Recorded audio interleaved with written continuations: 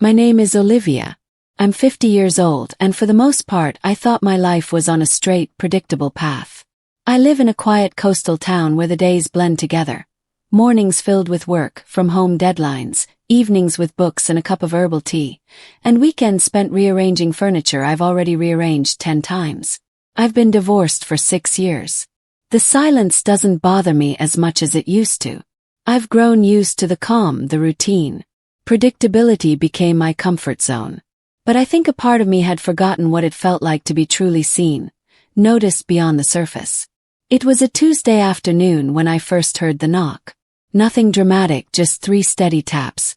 I opened the door expecting a delivery, but instead I found a man standing there, slightly out of breath and holding a clipboard. "Hi, sorry to bother you," he said. "I'm with the local safety survey. We're just making sure homes have working detectors and safe wiring." He wasn't much older than me, maybe in his mid-50s, but this isn't a love story.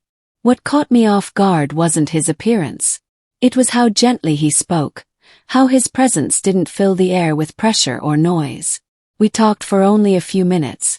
He checked the outlets, inspected the hallway alarm, and thanked me for my time.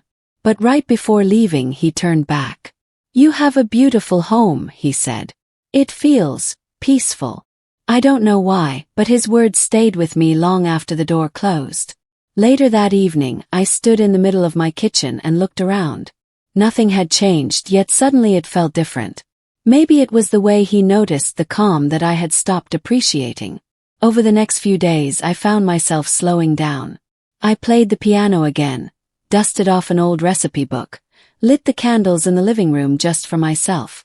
A week later, I saw him again. He was across the street, speaking with my neighbor. This time I waved. He smiled and walked over. "I didn't think I'd see you again," I said. He chuckled. "I wasn't planning to bother you. Just doing rounds." "Not a bother," I replied. "I made tea. Would you like some?" We sat on the porch. It wasn't flirtatious or charged with anything dramatic. It was just real. We talked about everything from books to garden herbs.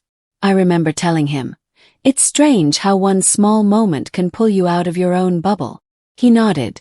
"Sometimes all it takes is someone knocking." That conversation reminded me that life doesn't always need to be loud to be meaningful. That connection doesn't have to be romantic to be powerful. In the following weeks, we met a few more times, sometimes for tea, sometimes just crossing paths. Each time I felt lighter, more awake.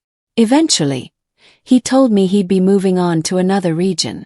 His work took him all over the state. "I'm glad I knocked on your door," he said before leaving. "You reminded me that quiet isn't the same as empty." That line. It stayed with me. Since then, I've kept the porch light on more often. I take walks in the evening and strike up conversations at the cafe. Not to fill silence, but to open doors, literal and metaphorical. I never expected a routine inspection to become a catalyst. But sometimes life sends a stranger to remind you of your own presence. It wasn't about romance. It was about being reminded that you're still here, still growing, still worth knowing.